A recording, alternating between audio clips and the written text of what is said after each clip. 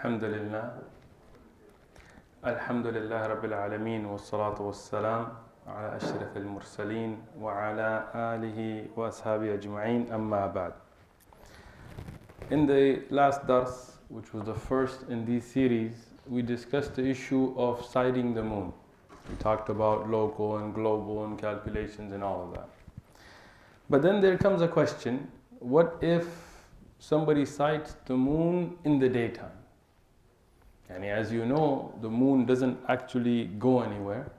So the moon is there, and there are incidences where there's enough reflection from the sunlight that even in the daytime you can sight the moon. So if nobody sighted it at night, and the next morning after dhuhr or before dhuhr, somebody sights the moon.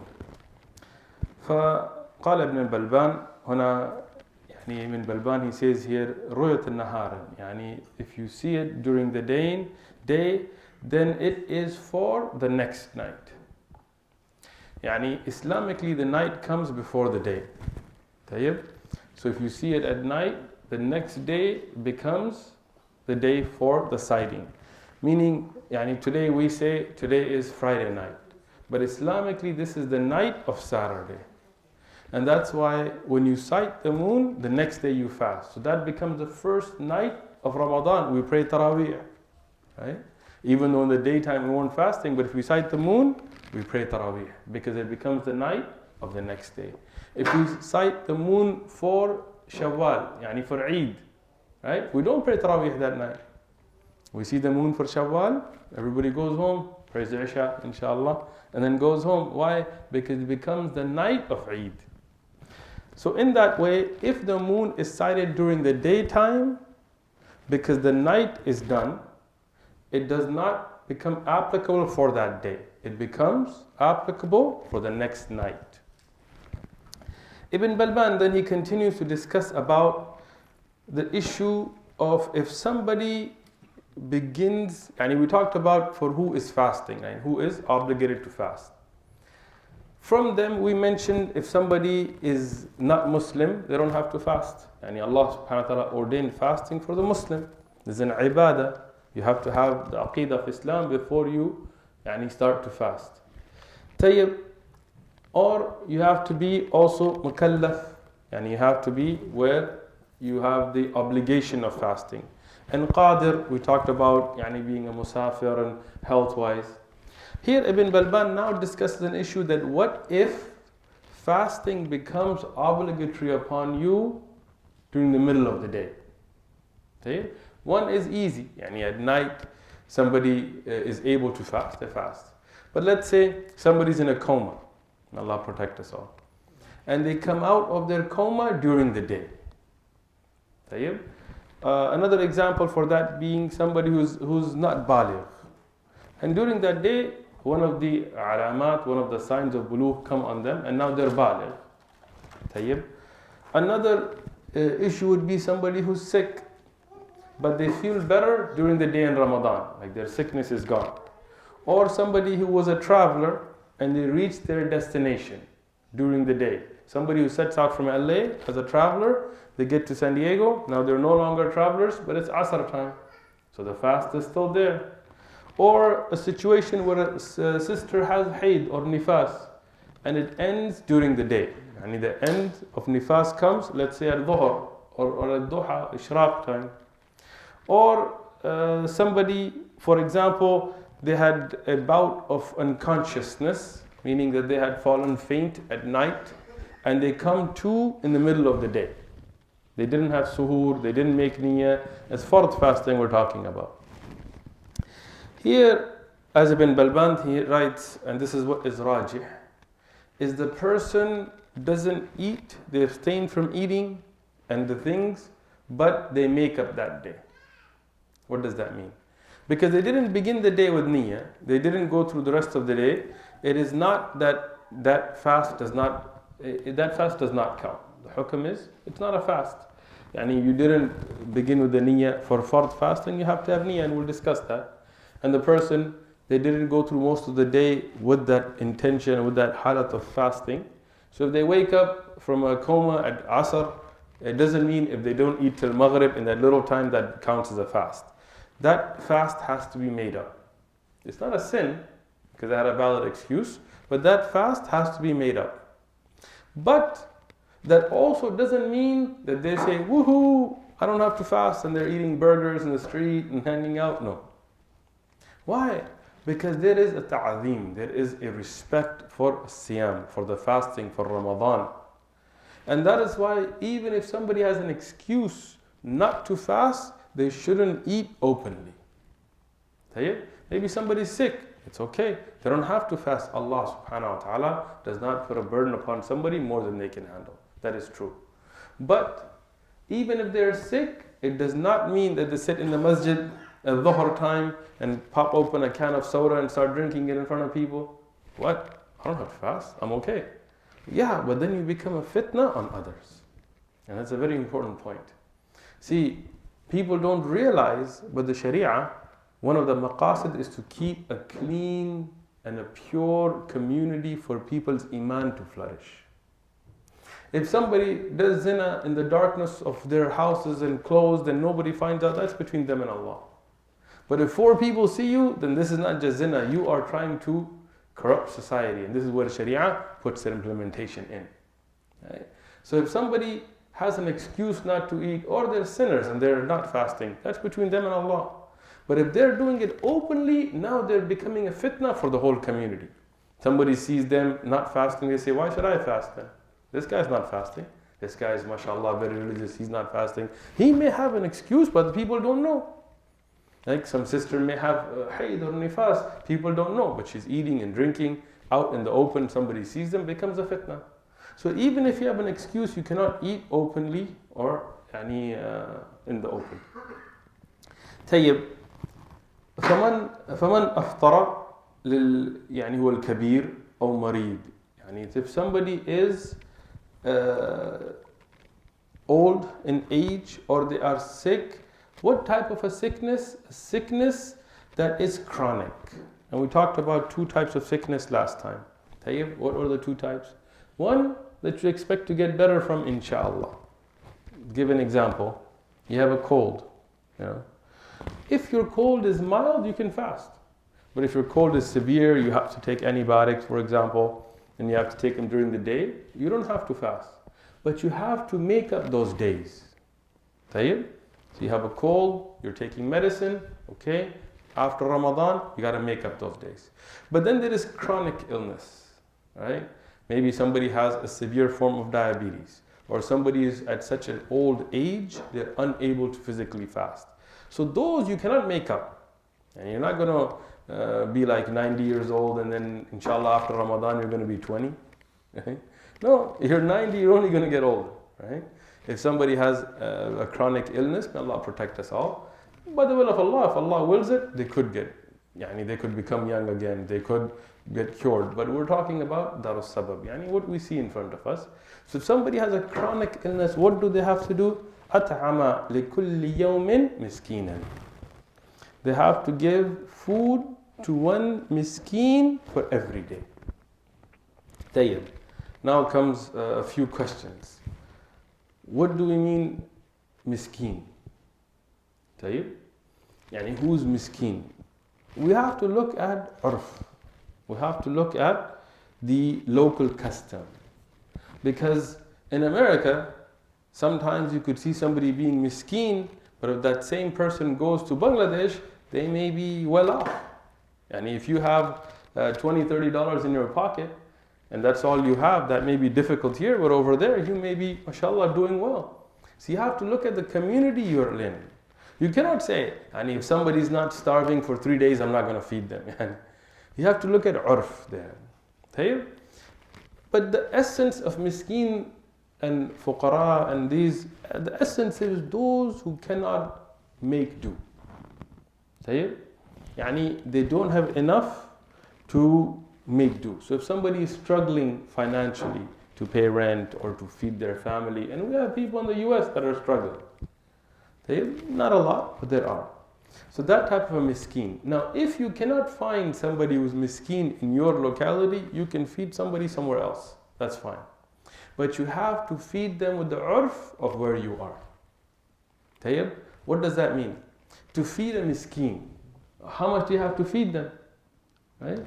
Now, in some countries, and I've been to certain countries, where if you give somebody water and dates, that's a meal. I mean, they drink the water, they eat the dates, that's a meal for them. But in the US, if you give somebody, like if I invite you for iftar to my house, and I put water and dates, and after you eat them, I tell them, Jazakumullahu khairan for coming. Everybody's going to look at me like, where's the food? Right? Because this is not urf for where we're at. So you have to feed with the urf of your land. So if a main dish, a salad, and a drink, this is the urf for where you are, then you have to feed. How many meals for each day? Do you have to feed them 3 times? No. 1 meal per day. And this is the iftar for the miskin. Tayyib. And it is from the sunnah for the following to break their fast. طيب. السنة الفطر يعني is from the iftar للمريض يشق عليه. طيب. والمسافر بالقصر يعني المسافر وسفر بسفر شرعيا. طيب. So the first is, it is sunnah that is better. What is the word sunnah being used here for? Mustahab. Yani it is preferred for the sick who it's difficult for them to fast, for them to make iftar is better. For them not to fast is better. Tayyib. Now here you have some different cases. And it's very important.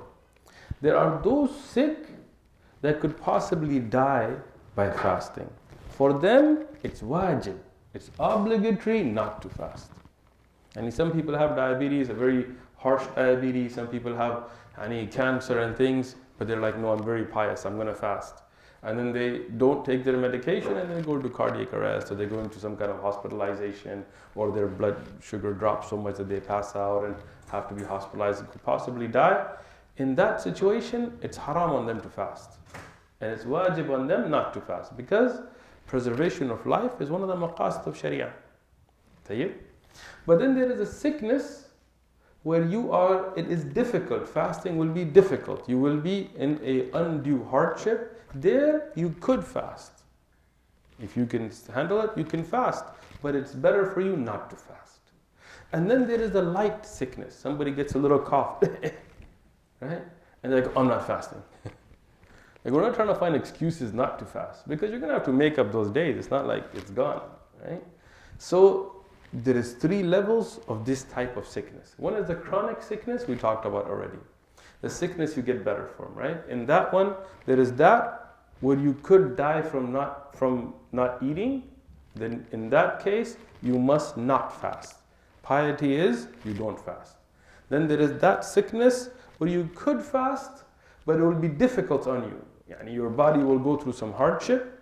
In that condition, it is better for you not to fast, but you have the option to fast. Tayyib? And then there is a light sickness. You have a headache.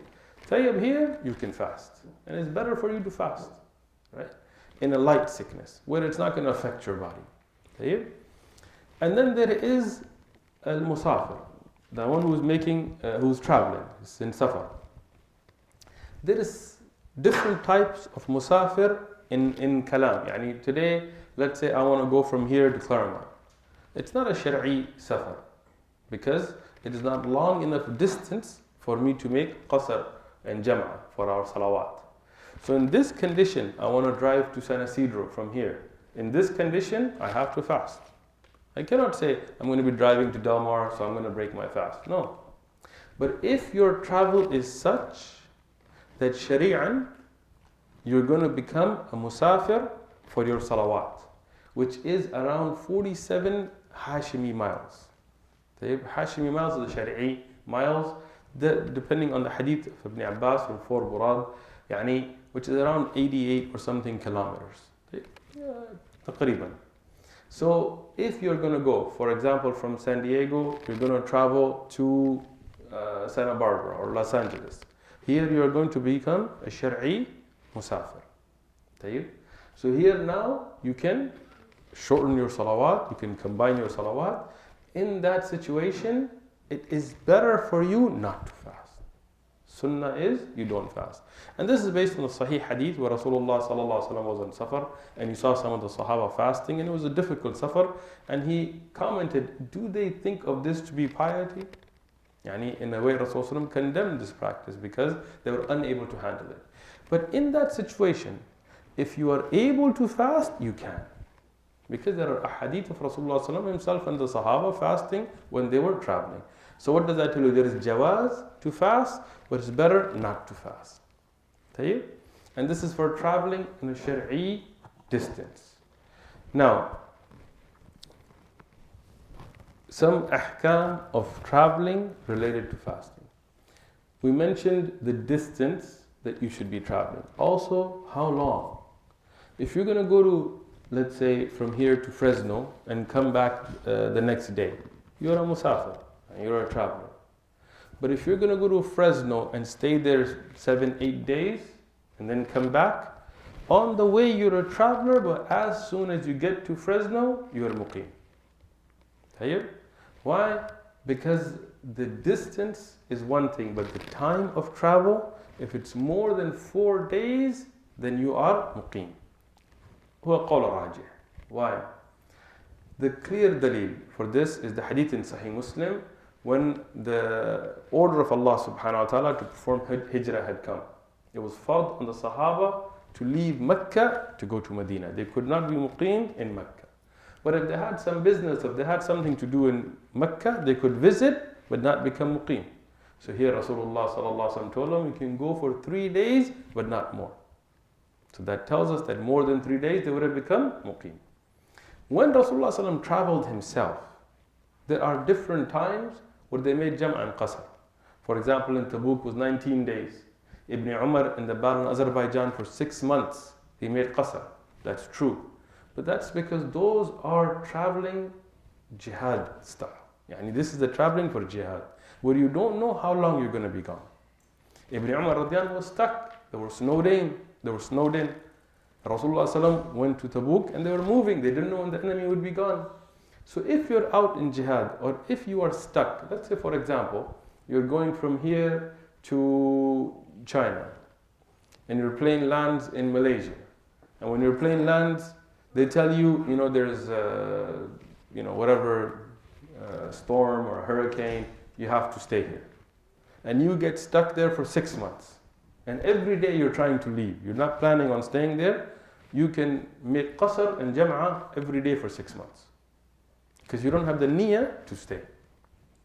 But if you're going to go visit China and you decide, I'm going to spend a month in Kuala Lumpur, and you've booked a hotel and you've got a rental car and you've got everything set, now you become a muqim.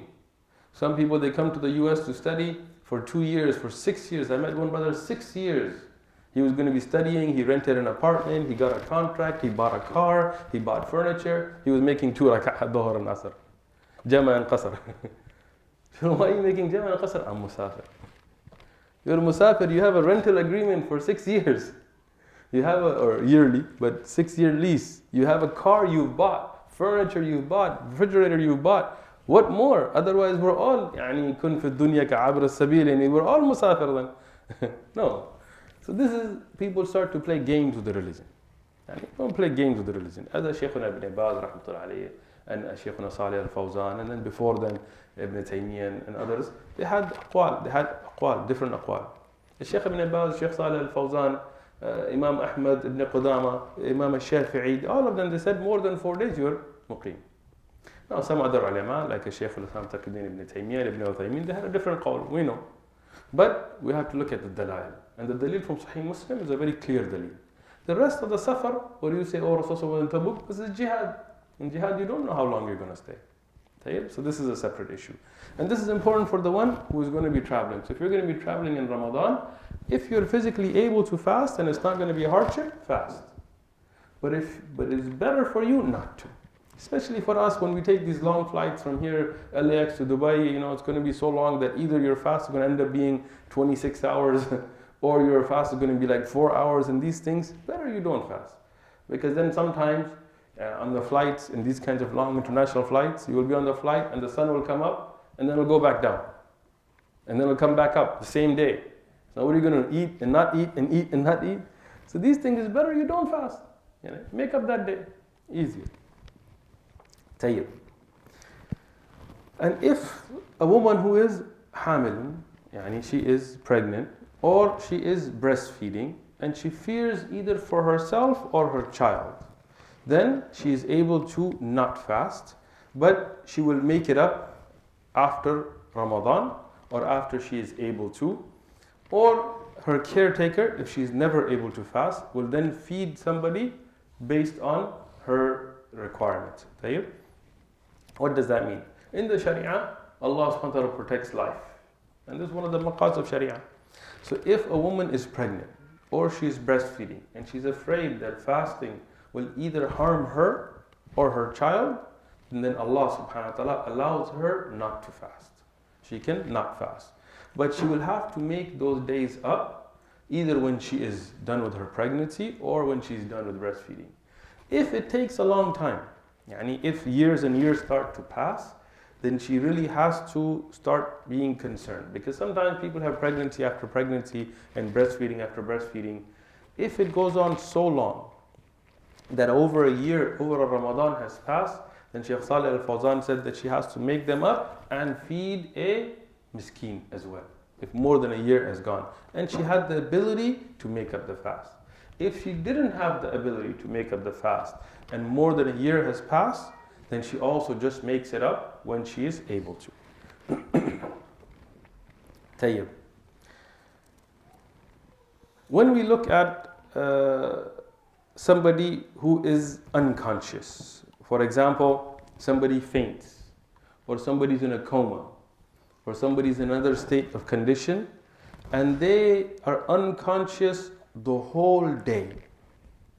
And if the whole day they didn't wake up at all, from Fajr till Maghrib, then they have to make that day up. If they were unconscious for only a part of the day, but they were awake the rest of it, then they do not have to make that day up. So for example, somebody is in a coma, and they are in a coma from, let's say, Isha until past Maghrib.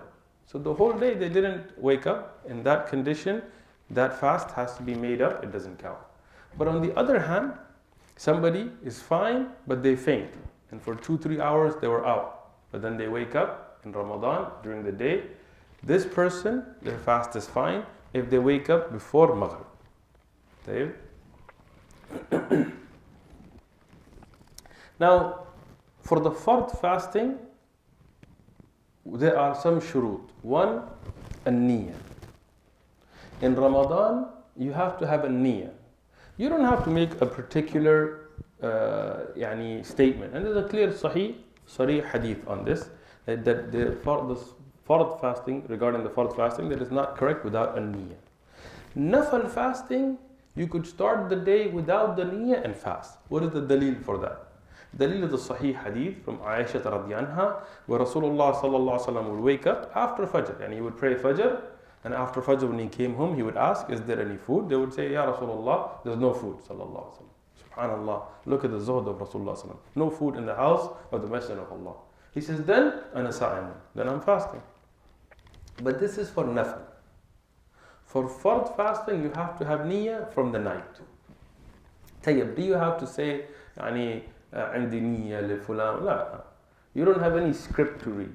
You just have to make an intention in your mind and your heart, not to verbalize it. Just in your heart that I'm going to be fasting, a fard fasting of Ramadan the next day. And inshallah, when you wake up for suhoor, when you're preparing, this is your niyyah. And why are you waking up for suhoor and things if you don't have the niyyah to fast the next day? But you have to have the niyyah. You can't just wake up in the middle of the day and think, I'm going to fast for fard fasting. And also, you have to have a understanding that when we fast in Ramadan, this is done lillahi subhanahu wa ta'ala. The niyyah has to include ikhlas. Anything we do for riya and things is not acceptable in front of Allah subhanahu wa ta'ala. Tayyib.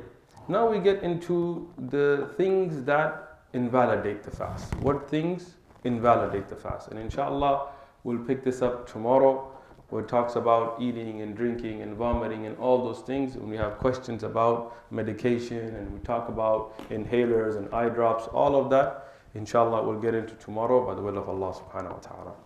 Jazakumullahu khairan.